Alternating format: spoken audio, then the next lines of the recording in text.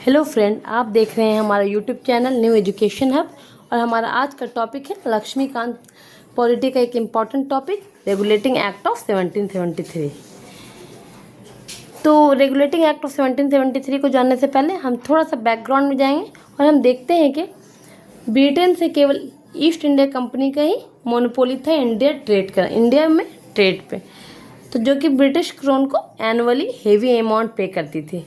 लेकिन बंगाल फेमाइन और Anglo Mysore war की वजह से कुछ ऐसे सिचुएशन क्रिएट हुए कि east India company British crown को पे नहीं कर पा रही थी और उसके अलावा इनका करप्शन भी काफ़ी बढ़ चुका था। प्राइवेट ट्रेड में जो जितने भी सर्वेंट थे ईस्ट इंडिया कंपनी के वो प्राइवेटली भी ट्रेड कर रहे थे और करप्शन का अपने चरम सीमा पर था। इन सारी चीज़ों को ध्यान में रखते हुए इन सारी चीज़ों को कमांड करने के लिए ब्रिटिश क्राउन ने ईस्ट इंडिया कंपनी के पावर को रेगुलेट करने की सोची और उन्होंने रेगुलेटिंग एक्ट ऑफ 1773 को पास किया। तो हम देखते हैं कि रेगुलेटिंग एक्ट ऑफ 1773 के क्या इंपॉर्टेंट फीचर हैं। इसका फर्स्ट इंपॉर्टेंट फीचर ये है कि गवर्नर ऑफ बंगाल को गवर्नर जनरल ऑफ बंगाल के नाम से जाने लगा, यानी उन्हें एक ज़्यादा पावर मिली पहले के कंपेरिजन में। और उसके अलावा एक एग्जीक्यूटिव काउंसिल भी बनी 4 मेंबर की, जो कि उन्हें हर तरह का डिसीजन लेने में उनकी हेल्प करते थे। फर्स्ट गवर्नर जनरल थे बंगाल के वारेन हेस्टिंग। सेकेंड फीचर इसका ये रहा कि इस्टेब्लिशमेंट ऑफ सुप्रीम कोर्ट हुआ इन कलकत्ता।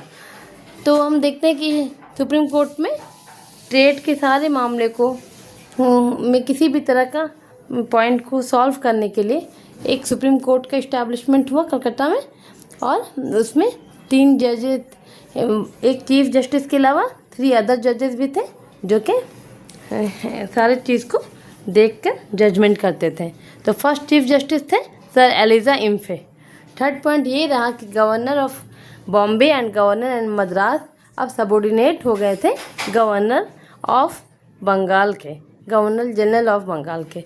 तो यानी कि अब उनके सारे डिसीज़न जो गवर्नर ऑफ मद्रास और गवर्नर ऑफ बॉम्बे के सारे डिसीज़न गवर्नर ऑफ बंगाल के देख रेख में होता था और final decision governor general of Bengal ही लेते थे।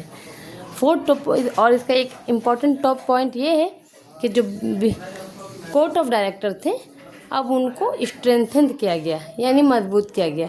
अब उनको कंट्रोल ये दिया गया कि अब वो उन्हें सिविल मैटर पर और मिलिट्री मैटर पर, इंडिया में जो उनका मिलिट्री मैटर था इस पॉइंट पे सारी चीज़ों पे उनको रिपोर्ट करना था कोर्ट ऑफ डायरेक्टर को ब्रिटिश पार्लियामेंट में। तो ये भी एक इम्पॉर्टेंट पॉइंट था।